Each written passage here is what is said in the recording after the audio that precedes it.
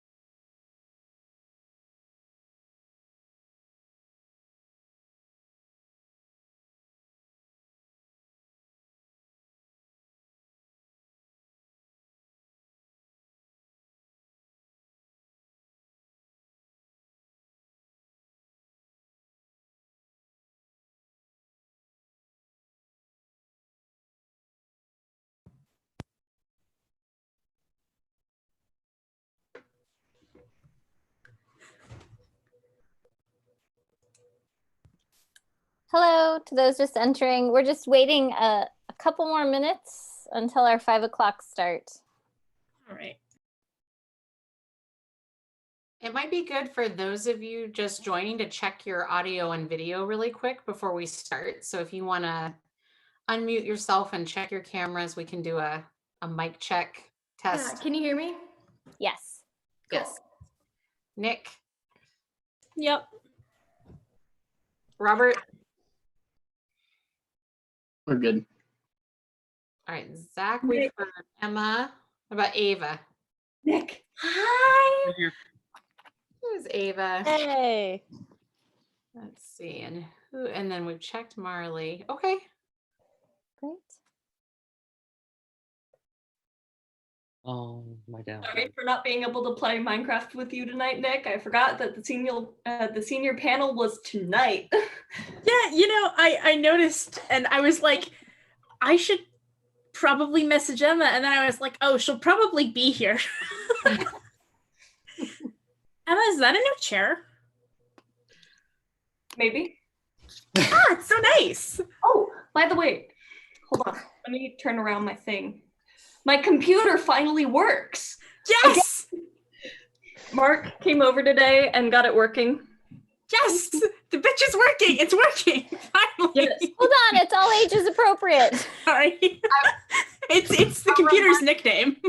For those of you just tuning in, this panel is rated PG.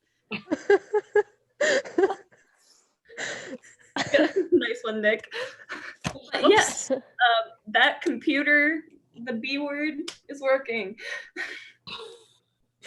It's named that for a reason. Yeah. So that is a good reminder, though, that especially because we are able to live stream and record, we potentially will have a larger audience than we often do. Maybe even some of our Quail students who wouldn't be able to stay up for the in-person event will watch this later. So be yourselves and be your multi-age best. Also, if you want to go viral, just give Kirsten and I a heads up so we can hide ourselves. Right. Oh, Look who's joining me. I love them. Oh wait, hold on. I need to go get soup. Is this a new stuffing I don't know about? Or is it actual soup? I don't know. Jesus. I appreciate that it's not that different than being in person. Seems quite so.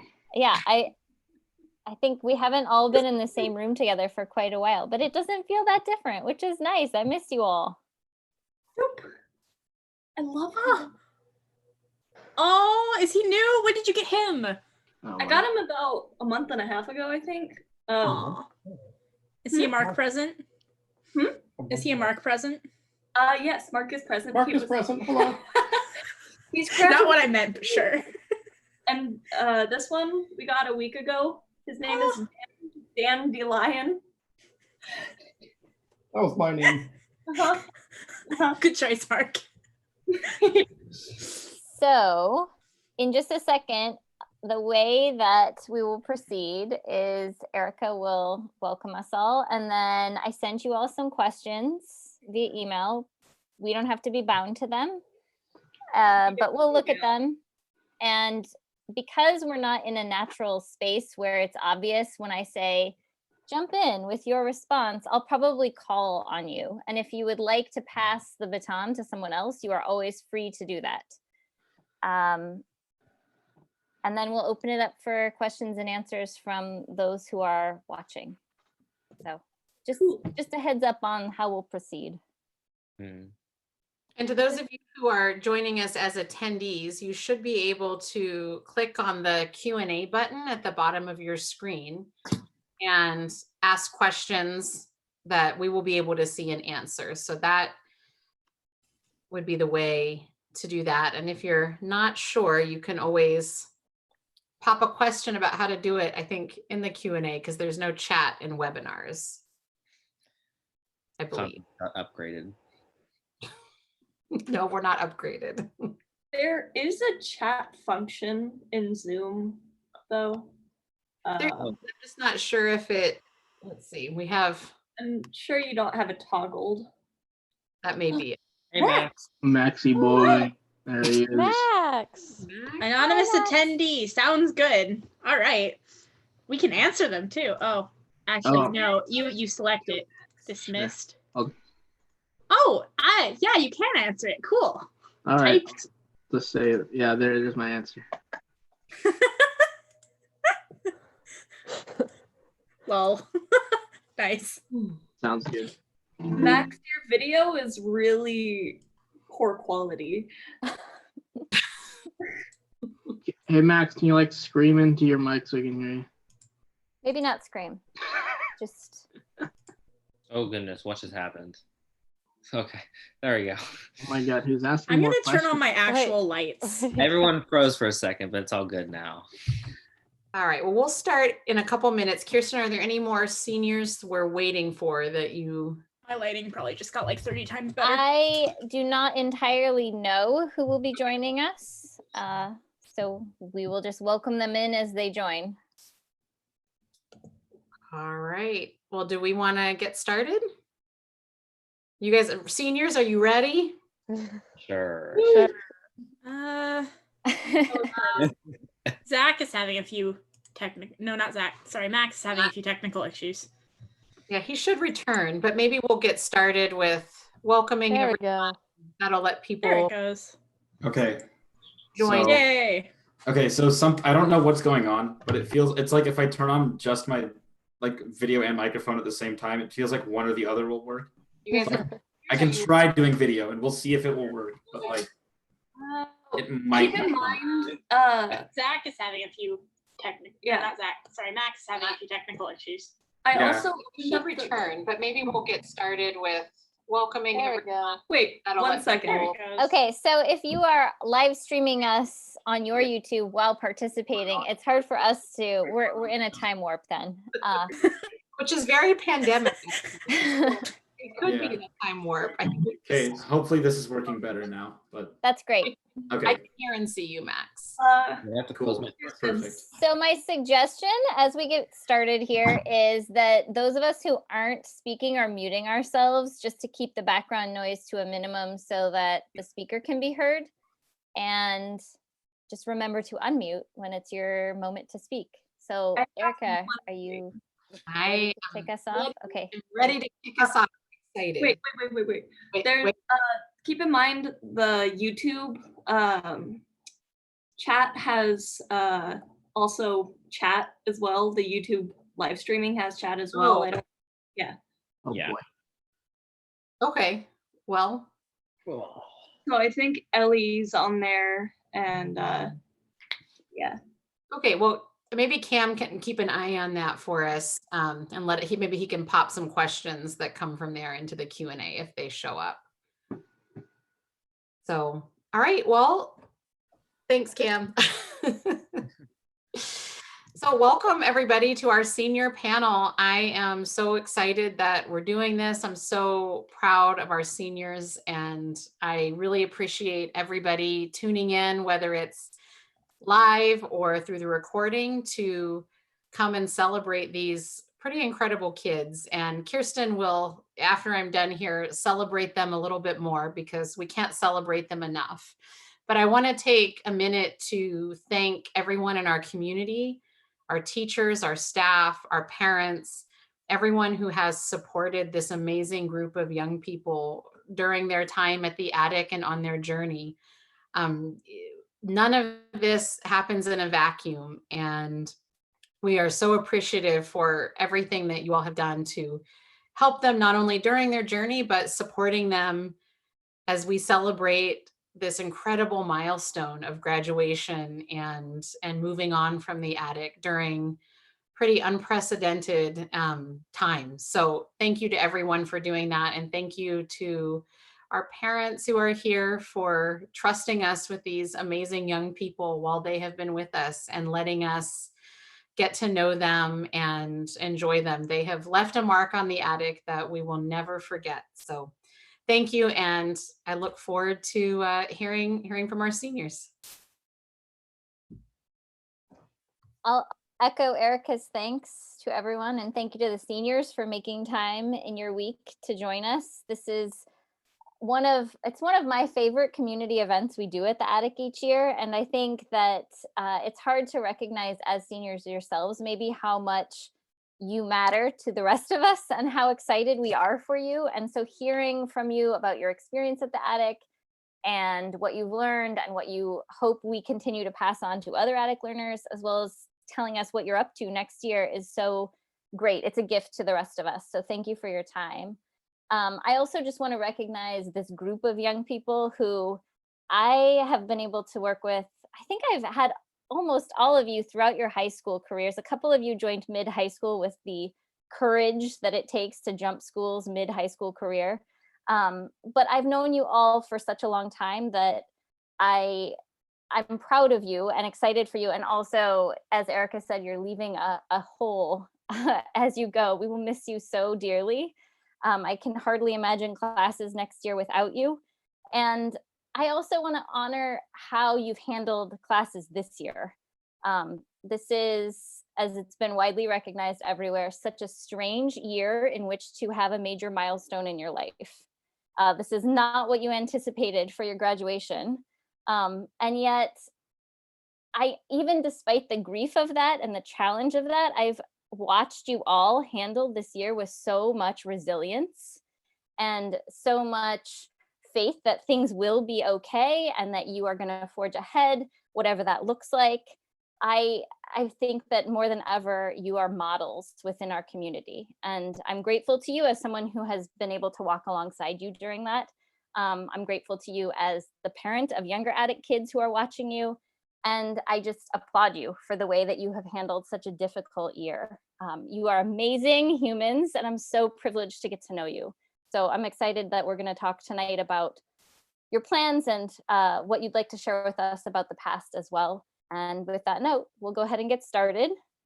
So I'm going to turn this piece over to you. And always at senior panel, I ask the seniors to do self-introductions. So if you could tell us your name, how long you've been at the Attic, and then where you are going next year, that would be great. Or what your plans are for next year, because everyone has different plans.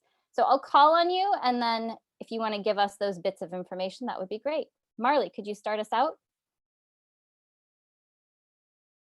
Yeah, so my name is Marley Goldman.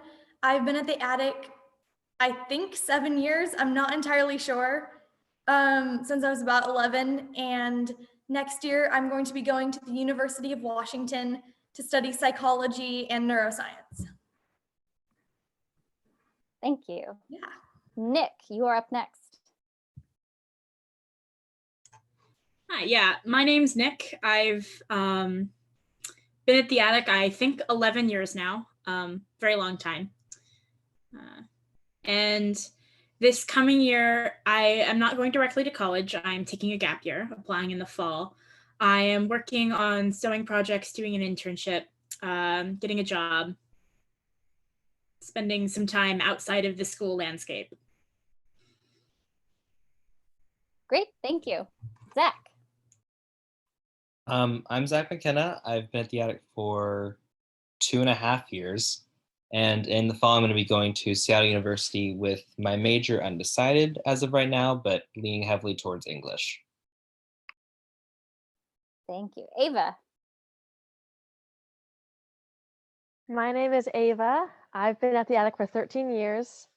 I'm going to be going to University of Colorado Boulder next year and studying English education.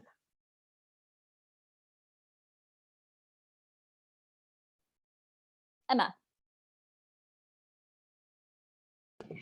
Sorry, you were muted for a second. Hi, I'm Emma. I've been at the Attic for 8 years, and I will be going to DigiPen Institute of Technology, studying art and animation and being in the Bachelor of Fine Arts program. Thank you. Robert. I'm Robert Waltenbaugh. I've been here for 4 years, and I am going to Gonzaga University, either majoring in music education or music performance. Or I could just join a band. You never know. Thank you. And then Max.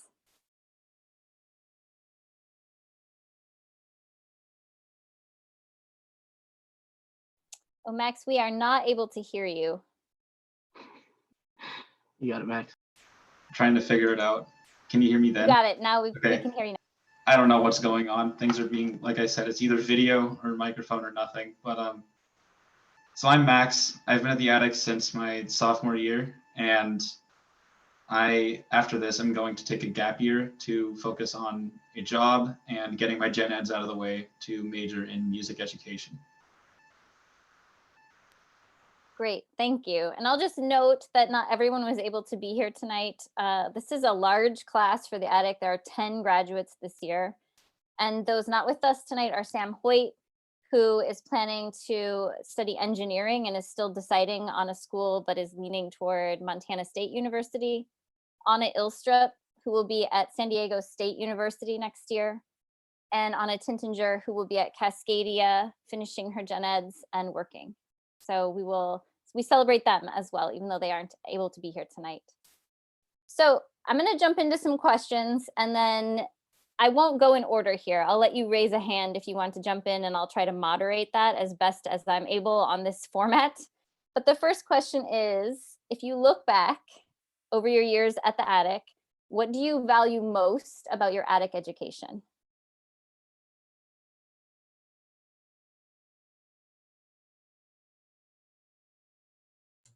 I guess we can just jump in since you're not calling on people yet. But as a student at the Attic, as a homeschooler, you have a very transient childhood. You see a lot of people, you do a lot of things, you make a lot of convenient friends. And at the Attic, it's always home base. You always have people that you trust, you come back to, you spend years getting to know, you form strong relationships with, bonds, and it builds you as a person, because these people, even if you have a problem outside the Attic, you can come back to the Attic and say, let's break this down together. And it's a place of support. Great. Zach, did you want to jump in as well? Since I've been to a lot of schools just throughout my life so far, the relationship that you have with teachers is so much different than any other school I've been to. And the fact that you actually get a chance to know your teachers and like in some ways become friends with them is just probably one of the most interesting and best things about the Attic, because you can just, no matter what the assignment is, no matter what the class is about, you get to actually learn about and know your teacher. And for any school I've been to, that's just amazing to me. Ava? I think, well, because the Attic is the only school that I've ever been to, so I've never had anything to compare it to. But for me, one of the best things is a multi-age community. From the time I was little, it was really nice having older kids to look up to as role models, and feeling like I matter to them made me feel very cool. It was nice to be able to get to know them in a very safe environment. And like Nick mentioned, always having the home base to come back to and a huge community of friends and kind of another family.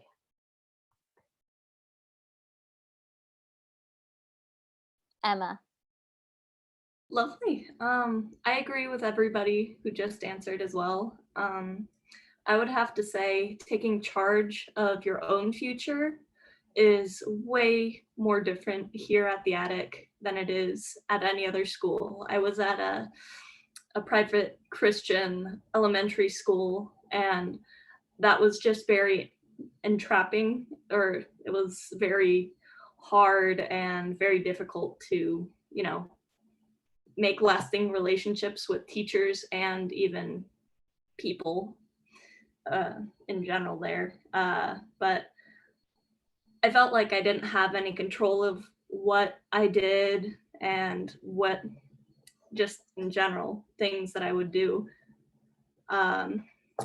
So at the attic, it's very different because you have this sort of freedom that you don't have anywhere else.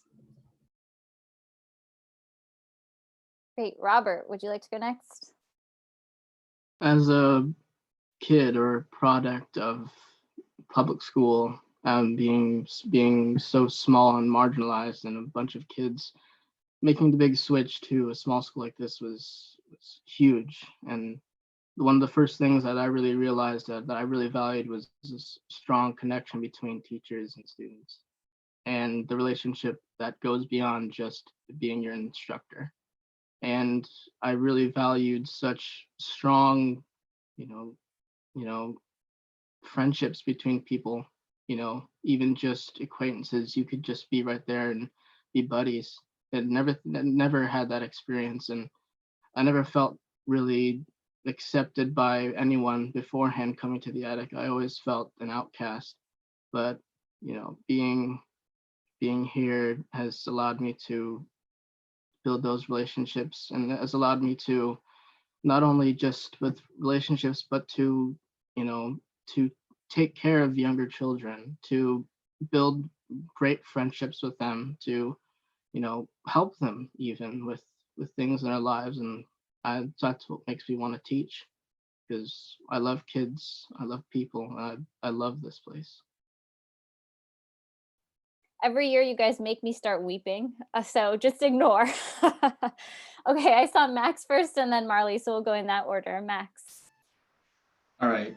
I have to agree with both Robert and Zach on this one. It's the relationship with the teachers that really makes the attic shine for me, because like with public school, you can interact with your teachers like in a friendly way, like outside of class, and like that's nice and all. That's yeah.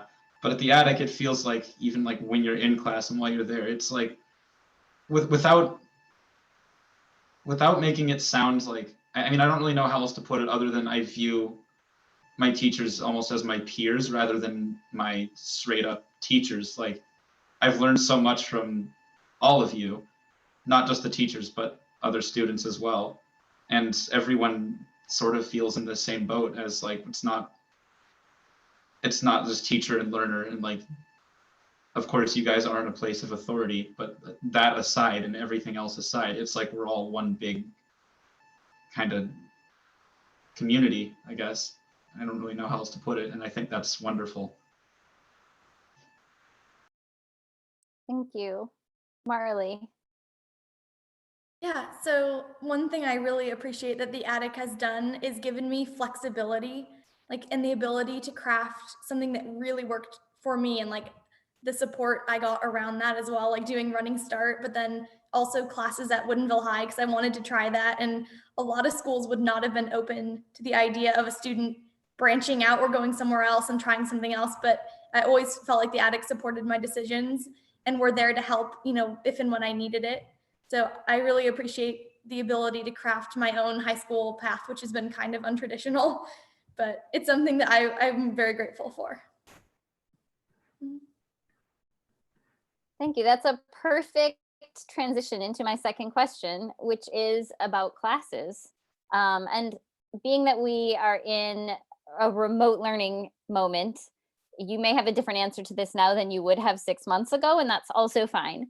But my question is, since many of you have taken classes, especially during high school elsewhere at public schools, or as Marley alluded to at Running Start, I'm curious if you could speak for a moment to what you've observed about attic classes. What about attic classes feels different?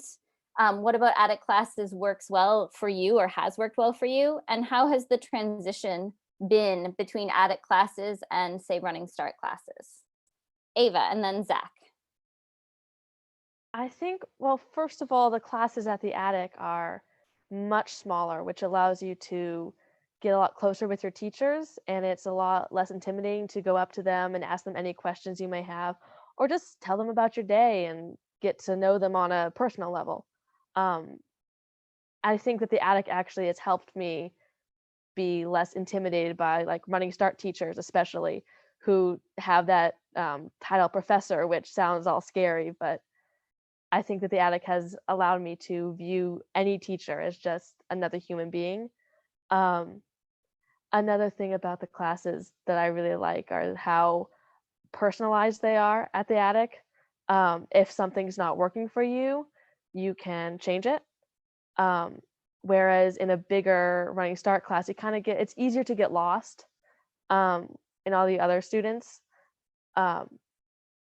You have to really make sure that you go to your office hours and make sure that you get to know your teachers. But I also think that it can be good because it gets you ready for the grades and the tests that will come in college, unfortunately.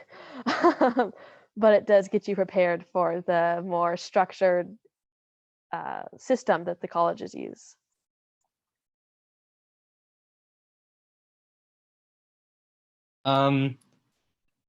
Probably the biggest two things I liked about Class of the Attic when I first came here and as I've been here is one, the small class sizes, since I've been in all types of environments with different class sizes up to almost 50 kids at one point.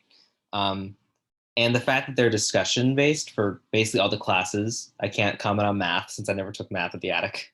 But I always loved how the discussion based classes allowed for more flexibility, more talking, more understanding of one another. And probably one of the things I loved about it was that it gave different points of view for everybody, and you could all freely comment and just be able to talk about differing opinions on everything. And for like stuff like science, it gave more background for people to elaborate on different things. English gave more ability to comment on stuff. But yeah, that'd be it. The flexibility that attic classes allow, I think, is the strongest thing it does.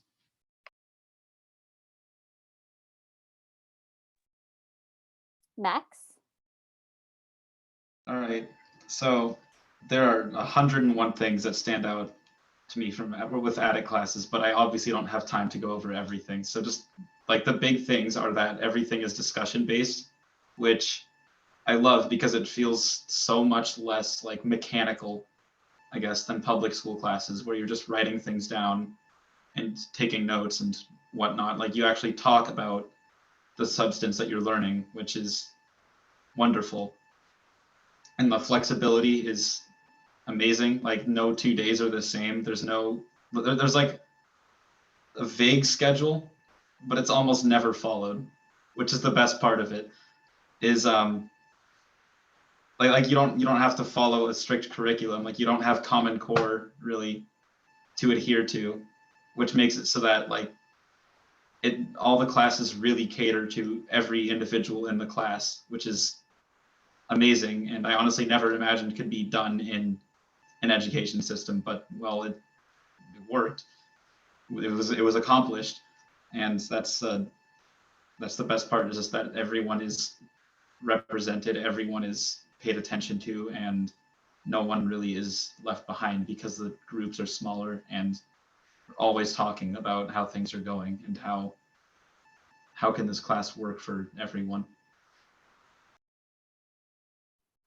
That's great to hear. Marley, you also had your hand up. I don't want to miss you. Yeah, just something about transitioning from attic classes to something like Running Start is you do have to take a little bit more initiative about your own learning. Like if something isn't making sense, you have to either go on Khan Academy or ask a professor about it. There's going to be less checking in, I guess I would say. So yeah, just making sure that you're able to, like, if you don't understand something, seek it out and prepare. Like my first Running Start class, I was not prepared exactly for how the professor does not teach everything that's on the test. I got a little blindsided. He was also not a great professor, but I ended up going on Quizlet and did really well in the class. So like just finding out what works for you, like before leaving the attic and going to a class where they don't know what works for you necessarily.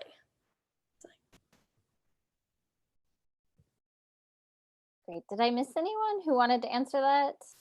So good. Robert, and then Nick. So I think just to introduce what I feel about this is that when I first like came to the actual campus and like was learning about math the very first time, I forgot what was her name, the math teacher. Her name Angela, I believe, right? Yes, I remember she showed me this, what those boards, those math boards, with those I don't know, but she told me to just like wait, what, Nick? What'd you say?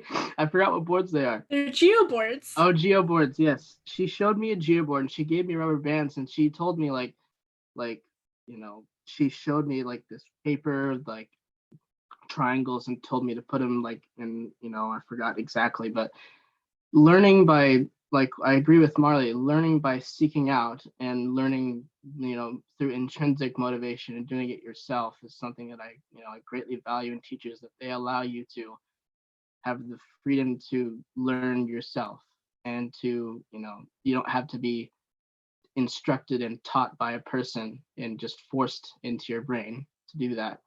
And I really also value in terms of teaching here is that you can, the teachers will in fact care about you.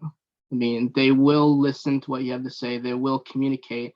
They will help you how to fix in my case, basically how to get homework done.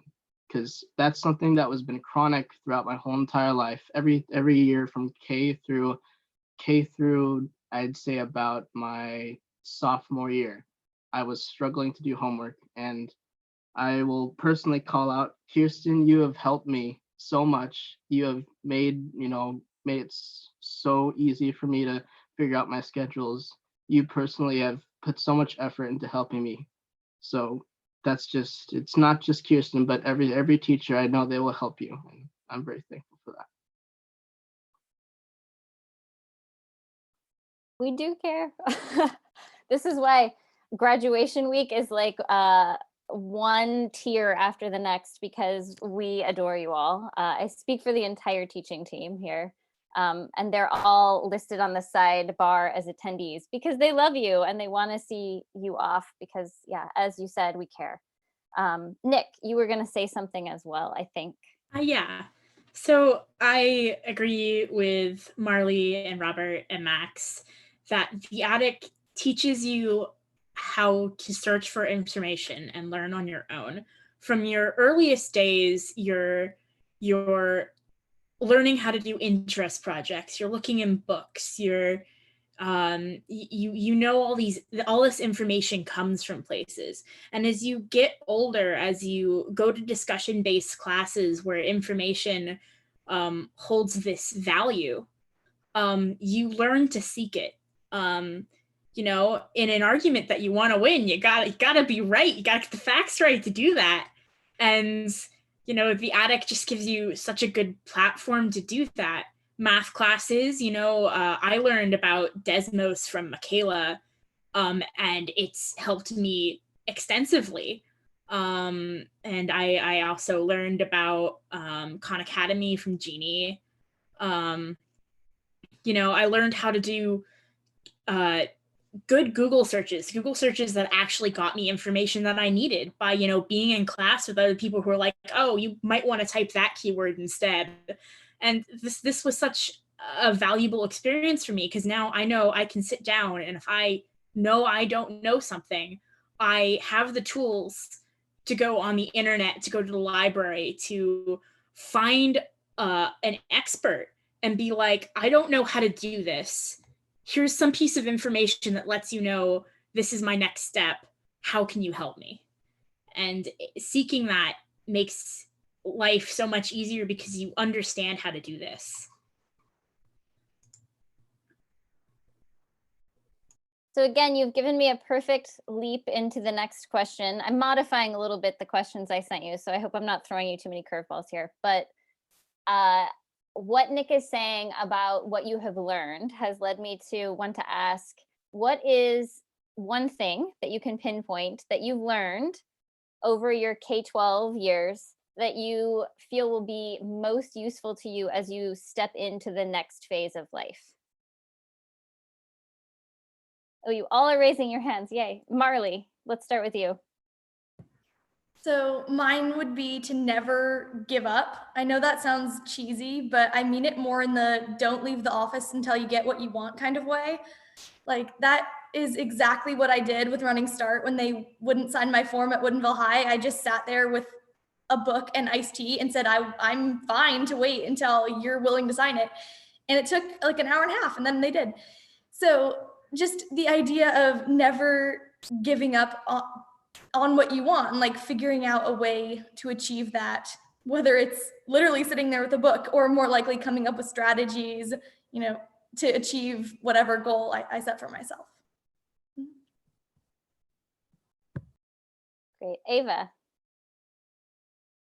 I think one thing the attic has taught me is the value of education and how important it is to the rest of our life.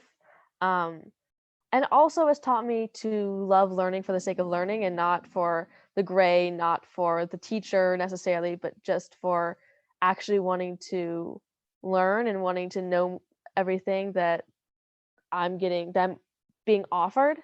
And it's pushed me into wanting to become a teacher. So, and to try and instill that same value in other students who may not have had the same background that I have, or been lucky enough to have the attic, who really nurtures the value of learning and the intrinsic motivation.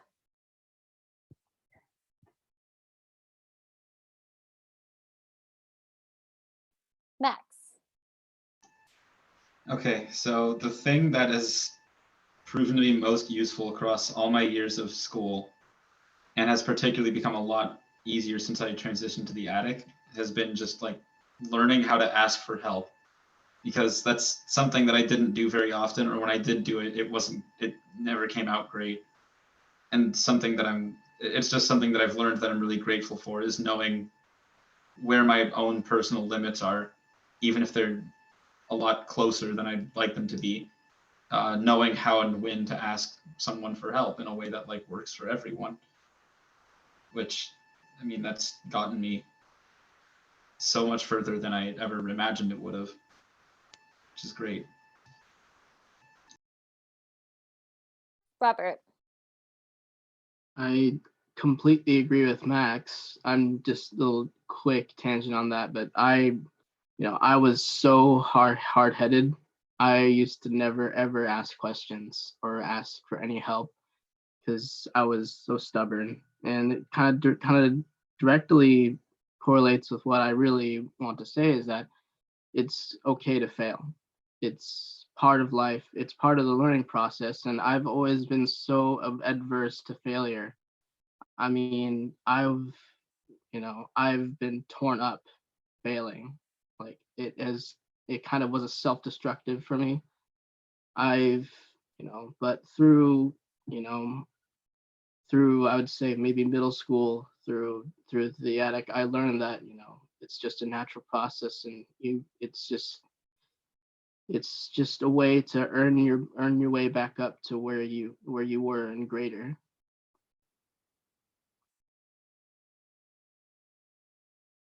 And I think Zach. I did not realize, well, after going through all of K through 12, I did not realize this until I came to the attic itself. But the fact that there is a school for everyone. After having gone through 8 schools before I came to the attic, and stuff happening in every single one, and not really feeling like there was one place for people, like you either had to be in this one or this one. The attic proved that there is always going to be a school that you can go to. And I would say a place, like a school that you can be at, something that caters to what works well for you and can help you improve. So that'd be the biggest thing. Like there's always going to be a place you can go to, a school or something that will work out. Nick, jump in. So I think the most important thing that I've learned is there's 101 ways to get to the same answer. I can explain something one way to some person and they're like, I don't understand. And the attic has given me the tools to say, okay, how do I reevaluate my understanding and explain this in another way for you, for this person? And that's so valuable because not only is it helpful for other people who want to learn this thing from you, but it's helpful for you because you understand it in a different way. Yes. Yeah. Great. Emma, I see your hand. So for me, I would have to say asking questions and advocating for yourself. Before the attic, it was very hard for me to admit that I'm stuck or that, I wasn't doing so well on this project or something. But after coming to the attic and being in an environment where I feel comfortable asking questions, it took probably 2 years until I got to that point, but it's so much easier now. And especially in math class, Jeannie always pushed us to ask questions. And even when we didn't want to answer, but she asked us to ask questions if we needed help or, just if we have any concerns. And that's something that I will take off, or I will take away and take to college. Okay, those, again, you guys, if I could bottle you and just take you out every now and then when the rest of us need reassurance. It's so wonderful to hear your answers. And I feel so confident that you're going out into the world with all the things you need to carve the path that you want to carve, as someone earlier said. I have one more on the lighter side of things questions, and then we'll have Q&A with our attendees, and then I'll save my last question for the very end. So the lighter question is, if you think back on all of the attic traditions that you've participated in, so I'm thinking paper bag skits, I'm thinking Valentine parties with Viking fishing, Pi Day, all of those things that we do each year, what tradition should we never let go of? Ava. Paper bag skits especially. I mean, those are a great multi-age introduction. As crazy and weird as they are, it is a great way to just kind of, you're kind of forced to be yourself in those, and meet people and get to know people who are multi-aged. Otherwise it won't work out very well. I also think that like the attic play in that same sense is a great way to meet multi-age people, and have to work with like a senior having to work with a kindergartner. I mean, it's really good to remind yourself how to be young, and what it was like when you were that age, or look at that and be like, wow, that could be me when I'm older. And I also think all the holiday events, and even like, as much as I know that we all probably groaned through them and complained about it, not visioneering Kirsten, but the multi-age activities that we do like once a month with the little kids, and we just get together and we have our groups, our multi-age groups, and we just get to do different activities, like if it's making a name for ourselves or drawing a picture that represents our group or whatever. Those have been valued. As much as I know I have probably grown through them and complained about it, they have been valuable. I was so waiting for you to say visioneering. Okay, who else would like to share one? Max. I actually would like to agree with Ava. Paper bag skits I can look back on them and just remember so fondly not being able to control my group in any way, shape, or form, and just letting the younger kids do what they want, and then end up having to play narrator as I watch them create chaos, which I thought was brilliant. And I've never enjoyed being in the middle of a chaotic environment more than during paper bag skits. There's just something about them. And it is nice to see what the imaginative mind of of a younger child can come up with. Like, it's so fantastic. I can't even remember what it was. It had something to do with pirates, and I don't know. But the point being that I think everyone, regardless of what they say, like, at least to some extent, will end up enjoying that. Even the most, like, even the grumpiest person at the attic will enjoy a paper bag skit once that rolls around. So I would not ever let go of that one. Emma. My two most favorite things would probably be Halloween, even though we can't have candy. Still peeved about that. But Halloween and interest projects. It's so cool that we can, make our own projects and present it to people, that it doesn't matter what it is. I made one on a video game one year. Nick did one on Satanism. And just the creativity that comes out of that is amazing. And just researching that yourself brings a whole sense of, empowerment, I'd have to say. But those are my two. Okay, Marley, and then Zach, and then Nick. We'll go in that order. All right, so mine's actually BioExpo. One of my favorite memories from the attic is going to BioExpo with Michaela. And hi, Michaela, if you're watching also, I don't know. But it's something I look back on so fondly, and I just saw my Facebook memories like pop up a picture of us with my project, and sort of like interest projects. It's something where you get to spend so much time working on something you're interested in. And for myself, being really interested in science, it perfectly aligned with that. And it was really cool that the attic gives an opportunity to go and do something like that, that's like outside of the community, but still with it. And so I appreciate BioExpo. I thought of two things actually. One, the paper bag skits, because to me they perfectly represent the attic.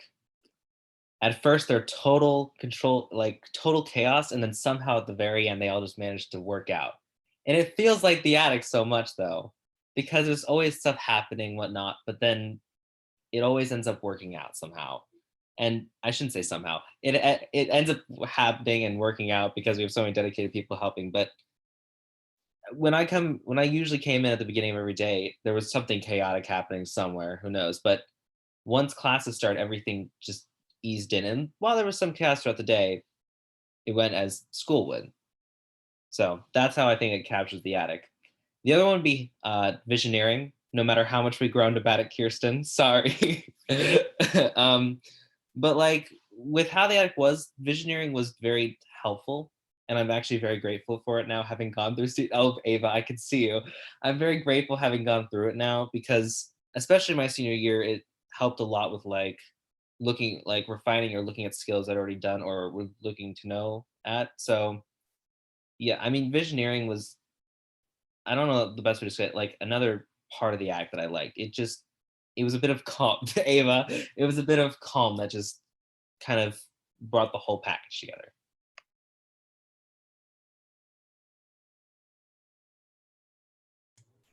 For my part, I have a couple things I want to share actually. The first one is the amount of outdoor time that you force the younger kids to have. And as a kid, I fondly remember, if anybody else remembers this, a time when I wore my swimsuit to school. I had promised I would do this the previous week. Went out to the meadows and took what was essentially a mud bath. I found the biggest pit of mud I possibly could and dunked my entire self in it. And I remember at the end of recess, having the hose and spraying myself down with freezing cold water while everybody around was laughing and having a good time. And I was as well, because, it was just this fun adventure. I remember Capture the Flag. I remember Everybody's It. And that outdoor time was really important for bonding with not only like my own age group at the time, but with the older kids. Now,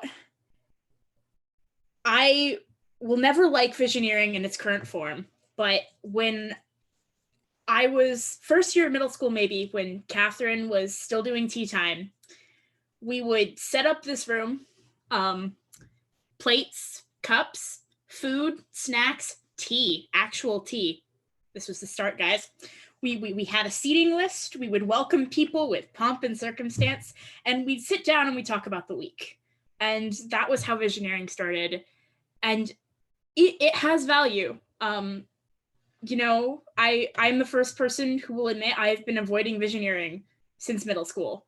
I have never consistently done group activities at the attic, but I will always say that they have tremendous value for everybody involved. The paper bag skits, the morning meetings, Visioneering, despite everything, has value. And yeah.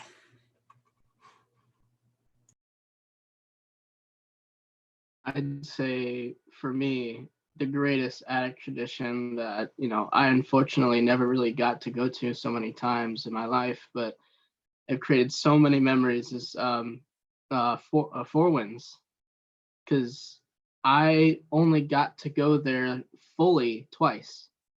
I can still remember the first time like going there was with Maya Prouty and her mother, and picked us up over at the local coffee shop, and we headed over there like at, I don't know, 5 a.m. And that trip was so much fun, that for my first year as a freshman. And my second year or third year, I can't remember which, but I remember Zach, Mia, and someone else, I forgot. Like we were just, you know, they said, do you want to just go down to the beach or something? And then all of a sudden, you know, I didn't know Zach very well. I didn't know Mia very well. And then all of a sudden we were down like walking on like really rocky paths. And we walked in the middle of the night for like, I mean, do you remember that, Zach? Like for such a long time. It was so much fun. And I remember just this last year, which unfortunately I didn't like, I spent only one day. I remember I had my SAT in like the early morning in the second day, and I got there around like 5 p.m. And I remember playing with Jeremy and Mia and Trevor. Just, you know, those memories are so important to me, and that's why I think that tradition is. And I didn't even mention kayaking. You know, it was so much fun, but that's just it hits really hard and home to me because it's sense of community and sense of relationships and friendships. Great. Nick, did you want to add something? I wanted to add something. Yeah. I have really fond memories of Flowing Lake and Blythe Park over the years. The mudslides up in the wood that you have to hike to, the slough for Blythe Park, that tramping through the woods, bushwhacking, just enjoying the plants, the life, the mud. You know, despite our parents' chagrin at having muddy kids come back down the hill despite promising that we would come back clean. That was a thing. And Flowing Lake, you know, me and Emma had our first grade adventure there. We swam the better part of, I would say, a mile across that lake and back. That was a fun adventure. I remember that. That was very entertaining. Yeah. We had this YouTube and my fins, and that was really fun. Big bright yellow inner tube. If you were on top of it, you couldn't actually reach the water to kick, so one person had to like be in the water. I love all the memories of community that you all are sharing. One of the questions I didn't ask was about memories, and you have answered it. So these memories are the things that we, I think, as teachers and parents and adults are really hoping you're building. And so it's great to hear that they are the things you'll carry with you. To be I'm honest, going to open this up for questions from attendees. So if you are participating as an attendee and you want to ask a question, you can type it into the chat there at the bottom of the screen. And I've received one by text. And I have a question as well. Okay, so I'll let Erica go first. So we have watching today, I know we have some new families that are just going to be joining the attic this year, and parents of younger kids who may be wondering how they get their kids from being young and little to being the amazing young adults that you all are. And I'm curious if you have advice for those parents and those new families as they embark on this journey that you've already been on. Ava.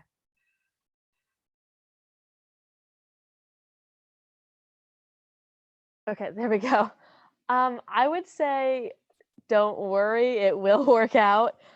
Even though you might walk past your child's classroom and they'll be sitting on top of a table or running around screaming in circles or playing with cardboard, they are actually learning. Even if they're sitting on couches what appears to be napping, they are actually learning. And it will all work out in the end. Somehow we figure it out, and the value is a lot more than it appears to be sometimes, especially from the outside. And I think that the untraditional way the attic does education is actually very helpful, even if it takes 2 minutes to explain where you go to school, or nobody else understands it and thinks that you say that you're going to like some 12-step program every time you say the attic. It's so worth it because it really does give you the sense of community and so many friends that will last forever. And like, I know that when I go off to college, I'll always have the attic to come back to, a home to come back to, and a family who will greet me. And I'll have those connections forever. And it has taught me so much about how to take my education to my own hands and how to value other people and stay positive and not give up, like others have mentioned before. So I think just kind of let your kid learn, however that may appear and however that may be different for them.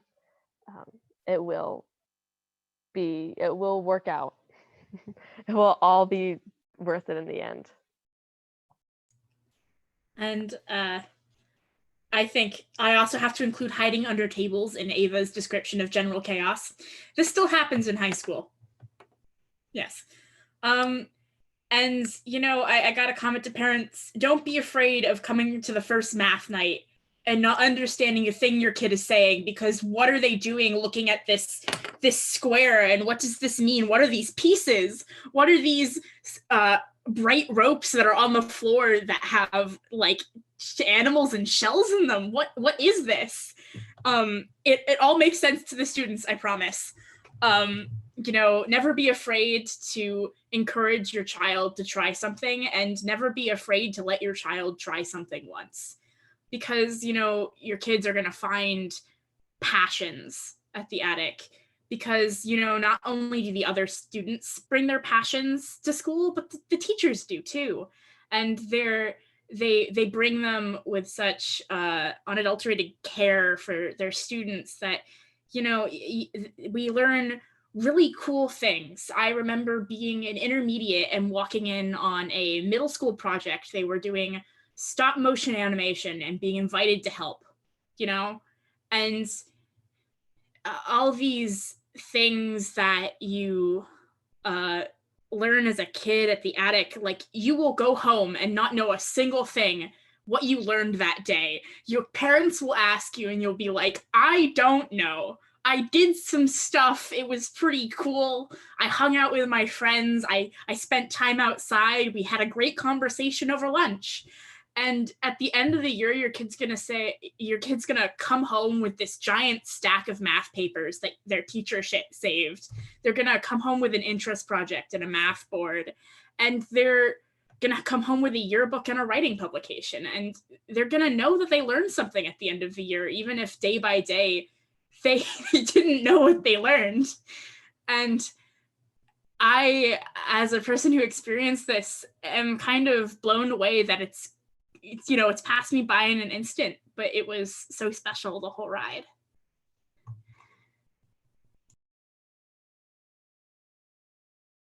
Go ahead, Robert. Sorry, I have tears, so I'm.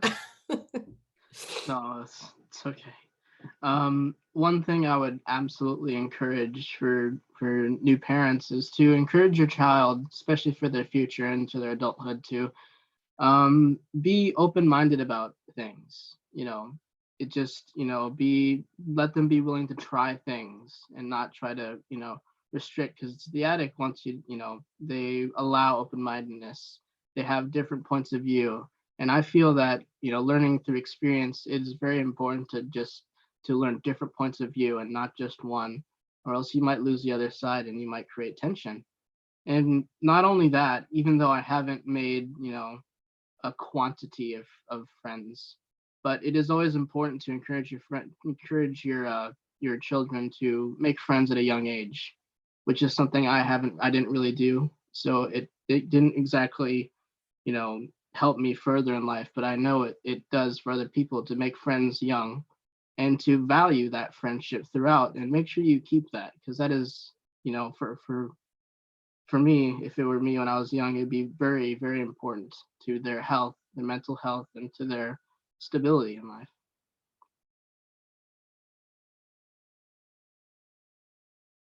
Max. Okay, so one thing I cannot stress enough, just like as an addict thing and not even as an addict thing, like outside of that, is like, you're like, if you think you're like, there's no such thing as being in the wrong place. You're just in a different place than some of your peers. Like, this is something that I struggled with for a while, and the attic helped me kind of, I guess, cure that mindset. Is that like I'm definitely not as good at math as like a pretty big handful of my friends, and for the longest time I thought that I was doing something wrong. Like, I'm just not cut out for this. This isn't for me. This is not my thing.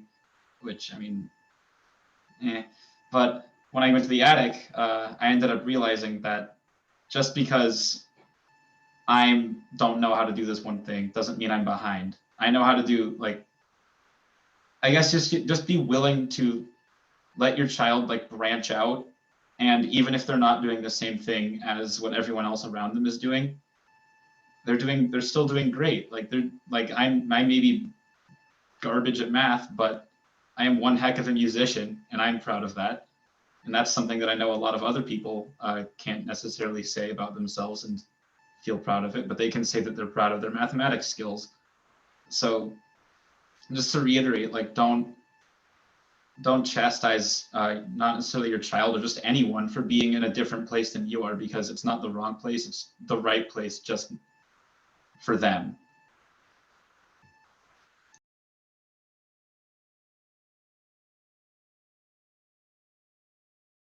Okay, I'm gonna jump in with a question that has come in, and it is from Will Rose, and he's asking, what quality or value or insight that you have observed and experienced at the attic do you feel is most needed in the world, and how do you think you might help share it and embody it? Ava. Well, going back to what I said earlier about the love of learning and the different way the attic presents learning, and how it can be literally anything, and how personalized it is, I think that that's something that a lot more people can draw value from, and I think that it can teach you to be a motivated and committed human being too. And as an educator, I mean, my dream would be to create a whole nother attic somewhere else where other children can learn the same way I did, have the same like different experiences and fun stories to tell about when they were growing up, and be raised by their school kind of, and have that same sense of community to then take out in the world. It also just creates a more secure human being too, to have that support system, and to never be told that you're wrong, never be told that just a single letter or a single number is your value. I think that's really special. Zach. Mistakes are okay. That was the one probably biggest thing I got from even my first week at the attic. I remember I think it was my first day, maybe my first full day at the attic. I had sent, I think, something into you, Kirsten, and I got it back. And that was the first time I heard about Kirsten editing, and I found all these scribbles on my page, and I was like, oh my gosh. And then I actually did it, and I was like, well, this is a lot better. But I was at first disappointed because I had all this giant list of scribbles and I was like, well, okay, this sucks. But over time, as I was at the attic, and a little bit before, but mostly when I was at the attic, it really teaches you to learn that mistakes are okay. They're going to happen. You can't stop them from happening in life. And I think the attic does it really well for everyone, from the youngest kids to the oldest, that you improvise and you can move past it. You can improvise, or you can hang on to it. And then you can also move past it and get better as you go.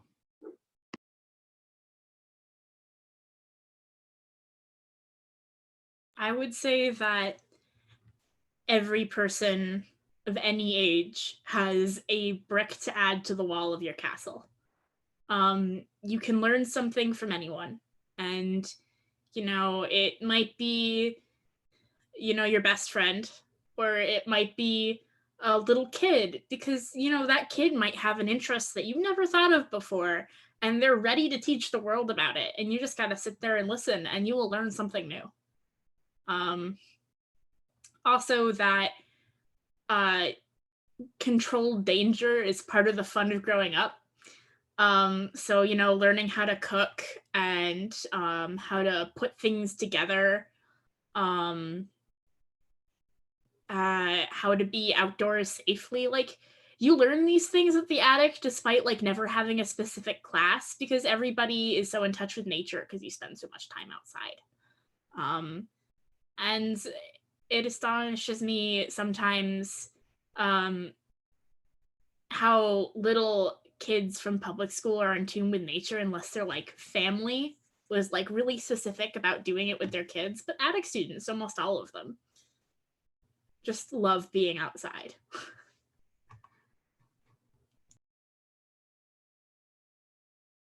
Robert, go ahead.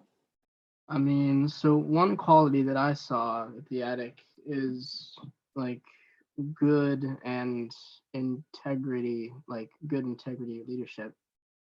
I've seen so many teachers, although they aren't perfect, they've shown great leadership in their classes. And me personally, I remember specifically one time outside I was struggling, and the little kids, they had a problem, and they wanted my side of the story and how to help. And I was stunned because I never had that. I was never in that position. I was never put in that position because I never hung out with younger kids as a younger kid, basically. And I remember, I couldn't say anything, and I didn't know how to say it because I felt that I don't know. I felt that I couldn't. I just was not confident in my own leadership skills. And I remember Holly Bernhardt, she pulled me aside, and she, told me that these kids will listen to what you have to say. You just need to have the confidence to say it. And you just got to make sure that, to you it's right. And I feel that is a great quality for, the attic, and to me, into the world. Great. I'm going to jump in with one more question from outside. And this one's from Jeannie. Jeannie's asking, many of you have experienced graded classes now. Could you talk about how having no grades versus grades has affected your learning? Zach, you jumped right in, and then Marley, and we'll go from there. The stress is definitely gone of trying to maintain like a certain grade point average, I can say. And I came directly from a very high intensity program, so keeping a grade as high as possible is kind of a big thing. So it's nice not to have the stress of that, which is weird because I eventually, in like halfway through junior year, I started to actually miss having grades. Yeah, but I think it's shown me that it's a lot better not to in the grand scheme of things because you actually get the chance to learn at the attic when you're not having this constant stress of, oh, I've got to make sure this stays at an A or I got to make sure this gets up to a B and all that. So I think it has a lot of pros, and the attic demonstrates that very well. For me, the only con was that I started missing them, which is an interesting con for me, but personal opinion. Yeah, so I came from a very untraditional background, kind of the opposite of Zach, where my elementary school did not, have grades either. And then I came to the attic in elementary school, and there's obviously not grades. So when I started having grades in high school, it actually didn't affect my learning very much, I would say. Like, I already felt intrinsically motivated. And even if I got a bad score, I didn't really care. Like, I knew it didn't affect myself as a person. And it just meant I needed to go on Quizlet and like study a little bit more. So really, I don't know. I sometimes do enjoy grades just as a reward. I know that shouldn't be true, but it is. But overall, I don't think it really affects my personal like desire to learn. I still want to learn the material. The grades don't become the focus. They're just kind of like a perk or nothing, to be honest. Oh, Emma and then Ava. Personally, I really don't like grades because they're not used in the workforce. They're not used in the industry. So I feel like the most beneficial thing and the thing that happens at work and out in the real world is just having, your boss or your teacher coming to you and saying that, hey, you've been falling behind, what's going on? And it's a lot easier to correct it because not a lot of teachers will give like, oh, hey, here, this is how you fix this. They'll just put a number on your paper and be like, fix this, or this is wrong. And it's so much more, it feels much better to have them tell you what was wrong or helping you get there at least. And it just takes a whole weight of stress off of your back, especially as you get older. When you're younger, maybe grades I don't see it as bad when you're younger because kids might not understand as much of, explaining on a higher level, like, oh, this is what's wrong with this. It's kind of, it gives a little bit more of like a number scale and just following that up with like, hey, this is what's wrong and here's how to fix it, I guess. Ava.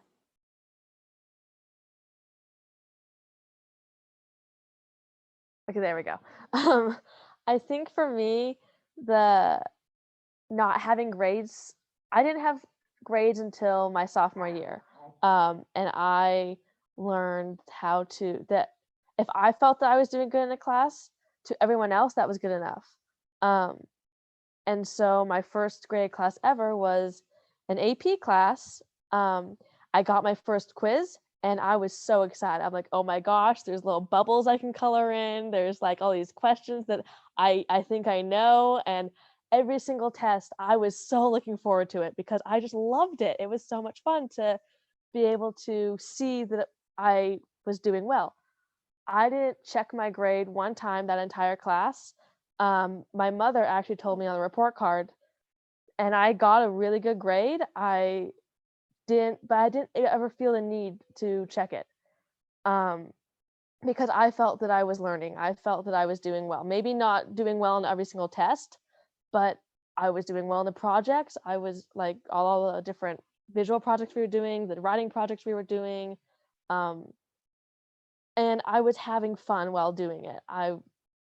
Everyone looked at me like I was crazy whenever I would say I was excited for a test, but I didn't really care because it was the journey that was making it so that it was a lot easier, a lot less stressful.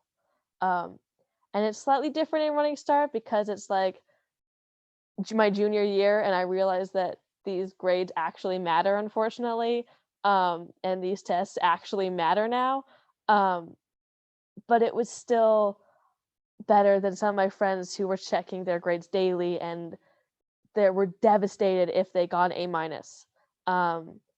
I was just happy to be there and happy to learn everything I could. And it was just as important to me to enjoy it as it was to get a good grade. And I think that will be helpful in college too, so that I'm not so torn apart by all the stress that comes along with grades. Yeah, Robert, and then Max. In non-grading schooling like this, I feel that it is a much more accurate description of how you're actually doing in school. Because just as a clear example, written assessments, they give you so much more insight and so much more explanation of what this kid is doing, and if he's struggling a little bit, if he's just it gives a lot more explanation than just giving someone a letter grade. Because I can remember specifically, I was in the courtyard of my middle school. It was 7th grade, and I was looking through my phone, and I went on to my at that time grades.nsd.org. I looked at my grades, and I mean, it was bad. And I looked at my B minuses, like, oh my God, I'm struggling, and I lost self-confidence. And it's different for different people, because growing up, I know, and understanding Marley's background, she grew through no grades to grades to grades and no grades, but at least it's different. Because when you're going to public school, when you go through the grading system, you're to me at least, it's different for each one. Your happiness is based on that grade, and my confidence was based on that grade. And it was when I came here to the attic that went away, and I felt so much a little bit better about myself, and I got to have explanations. I got to do everything I explained, basically to talk to your teachers and have written assessments which you can actually work on and not just be based on a grade. Thank you. Max. Something that's been at the forefront of my mind since this question was asked is I remember, I think it was the first math class I took at the attic, or one of the only ones at that. And there was this one concept, I don't remember specifics. I just remember the general idea of what happened, but there was this one concept that I never got in public school, and I ended up struggling through it a lot. And we took a week to just kind of rip it in half in math and just get into all the nitty gritties of it, which that not only was that great, but one of the big benefits that I can see of not having having no grades versus grades is that you don't have to rush through everything to prepare for a test, or you don't have to rush through, you're not, like I said earlier, you're not confined to a tight schedule. If someone's not really understanding something, you can always go back and spend some more time on it. And since you don't have any, the only really test that we have is the SAT or the ACT. And if you're not rushing for that, you can take all the time you want to ask the whys and the whats and the hows and everything you normally couldn't ask. And as for stress levels, it's so much better, because I'm not worrying about I'm not judging my performance off of a single letter, and I get to judge my performance based on what's written in a narrative assessment. Like if I'm told that, or if my grade's bad, I might not know why it's bad or what particularly like I'm doing wrong in that class. Whereas narrative assessments, it's like they don't lie. You know everything that you've been doing well on, that you have not been doing well on, and you have specifics and you know how to fix them. And the more important thing is the lack of stress makes education feel how it should be, which is like fun and something that you should seek out, because the way I see it is like you're learning all of this stuff about the world. You're learning about everything from art to English to math to history, all of this stuff that's like, wow, this all happened and it's still happening. That's super cool. Whereas with grades, you're cramming and it's like, wow, this stuff would be cool if I wasn't stressing over it so much and forgetting things to make room for the new things so I can get another A, hopefully. So I think the biggest benefit of no grades is that it actually makes education feel how it should. Like it makes it feel like learning rather than just like repeating rudimentary tasks to try and deliver, I guess. Great, let's hear Nick, and then I'm going to ask if there are any more questions from attendees or Erica, and we'll wrap up at that point. So Nick, go ahead and answer this one. Yeah. So as a kid, I was severely affected by dyslexia.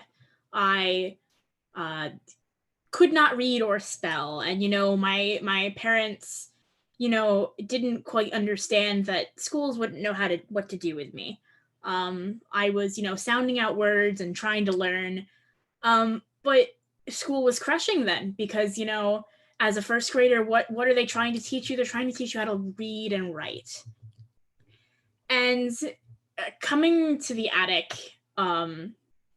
gave me such a safe space for that.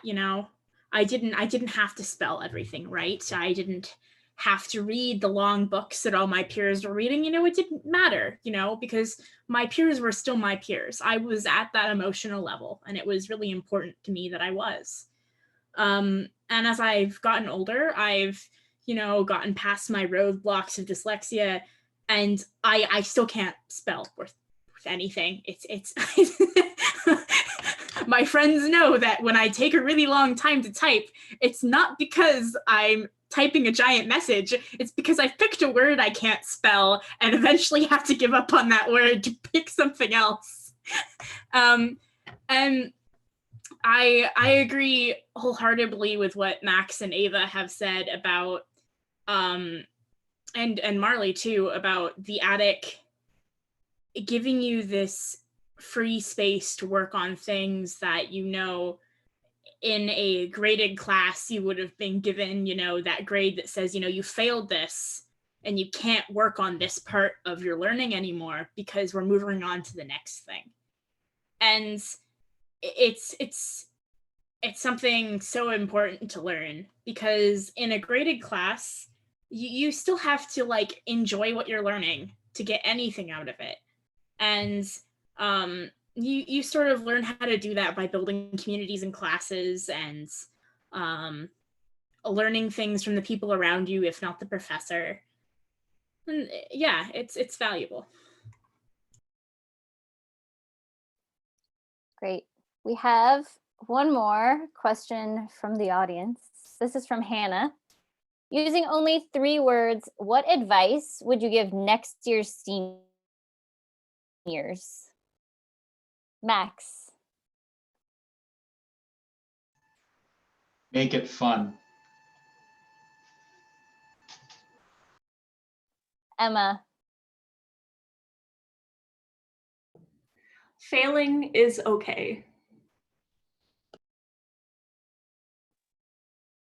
Ava. Don't take it for granted. Zach. You're almost there. Marley. Start essay early. Robert. make it memorable.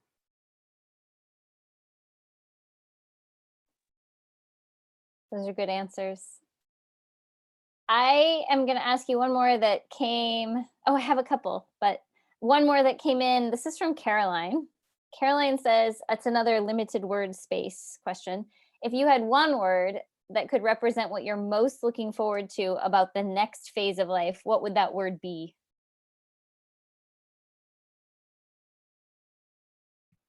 Ava? Can it be 2 words? I know that it's hard for you to limit the word count. Well, if we're going by my track record, then can it be like 100 words? Usually about 100 to 1,000 words over the word limit, but I think that I'm looking forward to writing. I'm looking forward to educating. Yeah, okay, educating. That's good. You're good. Marley. Research and then parentheses brain.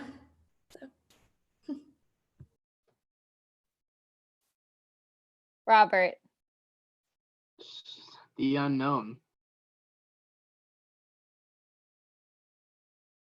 It's a good thing to look forward to.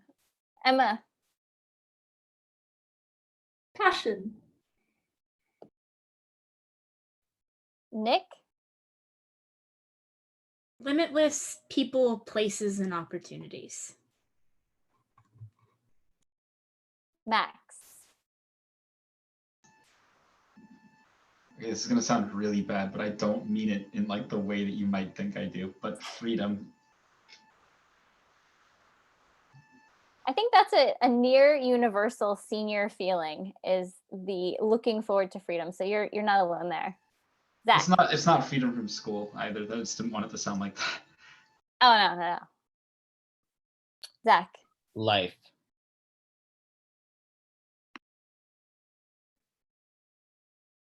Great. Well, there's a comment as well. Just this is Pat. Just huge applause and appreciation. Thank you so much.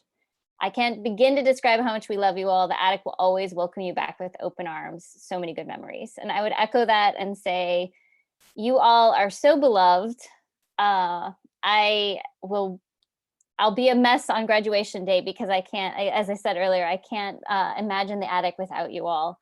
You have been a huge gift to us, and you have marked the community for the better. We are richer for having known you and having had you in our classes and in our community. And I hope that you will come back and visit us, come back and share your new learning with us. You are always welcome. Our door will always be open. I'm going to turn it over to Erica. So, oh my gosh, I'm going to start crying. It's not even graduation yet. I was supposed to save all my tears for Sunday. What is so amazing listening to you all speak is, as we sort of are in this uncertain time and in the midst of a global pandemic, all I feel listening to you talk is hope and joy, and your future is so bright. And because of how bright your future is, so is the future of our world. And to hear you give advice, I listen to that and I think, oh my gosh, I want the world to hear this. Because all of those qualities that you have, all of those things that you have learned and that you're taking with you, those are going to be the things that we need as a country and in our world going forward. And the possibilities for you all are limitless. And I am so excited to see where you go and see the mark that you leave on the world, because if it's anything like the mark you've left on the Attic, oh my gosh, watch out. And I hope for everyone who is listening, parents, other kids, teachers, staff, that they feel as inspired as I do right now. Because what you all don't realize perhaps is that you are a gift to each of us and to the world. And, the younger kids who look up to you, the parents who are looking at you and going, make my kid like that. I want my kid to turn out just like that. That gives us hope and the ability to keep going when things are hard and uncertain. And all of that advice that you were giving, I was thinking, I'm going to be coming back to that and remembering that myself. So thank you for sharing your wisdom. Thank you for being a part of our community. Thank you for taking the time to answer all of our questions and to share all the things that you've learned. And we are rooting for you always and are proud of you. And I don't even want to stop talking because I don't want to let you go. So I can just keep this going. Like, I'm going to filibuster this so that you can never leave the attic. We'll just keep having events and talking. But that's really how we feel. And it's not just Kirsten and I, it's our whole community and our teachers and staff, and the resilience that you have shown in the face of disappointment and challenges is not only inspiring, it is absolutely unbelievable. And the only reason I believe it is because I know that each of you had that in you before this happened. Like, we know that that's just who you are. So thank you for sharing it with us. Thank you for being a part of our community. And as Kirsten said, you can leave, but you're never really gone. And you will always be a part of our community. And I'm so excited for Saturday and Sunday and just getting to celebrate everything that you've accomplished and share that with you. So we love you. Thank you. Thank you to our community for your questions and for watching. And thank you to the class of 2020. All right. Take care, everyone. Thank you. Thank you, Erica. Thank you so much. Kirsten. Thank You take you. care. Thank you, Thank everyone. you. So much. Thank you.